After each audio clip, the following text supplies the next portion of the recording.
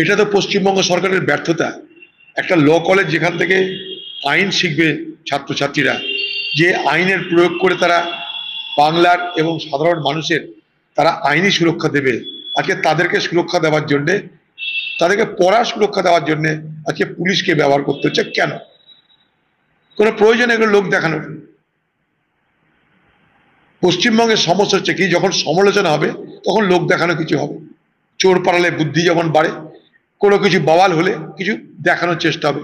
সামনে ভোট আসছে, মধ্যবিত্ত সাধারণ মানুষ, মহিলাদের নিরাপত্তা নিয়ে আজ প্রশ্ন, তাই লোক দেখানো, নানা কায়দা কানুন শুরু হয়েছে।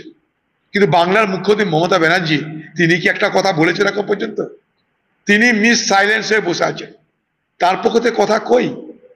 কসবা তো তার বাড়ি থেকে একটুখানি দূরে, তার এলাকার মধ্যে পড়ে। তিনি, তার খোকাবাবু, বড় বড় বিপ্লবী যারা, এই খোকাবাবু একদিন বলছিল না যে কপালে নাকি ঠেকিয়ে রিভলভার গুলি চালানো উচিত কোনো অন্যায়কারীকে?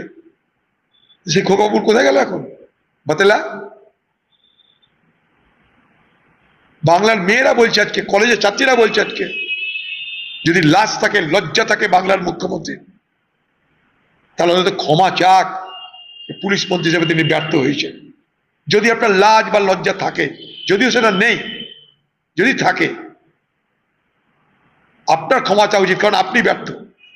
কলকাতার মেয়র আপনার, পুলিশ মন্ত্রী আপনি, কলকাতা মতন রাজ্যের রাজধানী ওটা, সেখানেই তো এই অবস্থা চলে, তাহলে মফস্বলে কলেজে কি হচ্ছে ভাবলে আমাদের শিউরে উঠতে হয়।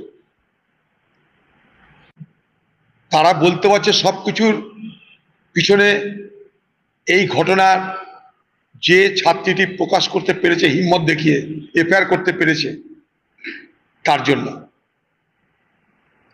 চেন রিয়াকশন শুরু হয়েছে।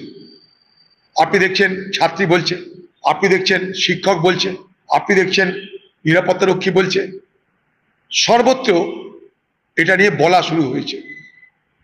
এবং এটা প্রমাণিত হয়েছে যে এই কসবার ঘটনা, এটা একটা হিমশৈলের চূড়া মাত্র, টিপ অব দ্য আইসবার্গ। এই ঘটনা বাংলার কলেজে কলেজে চলছে।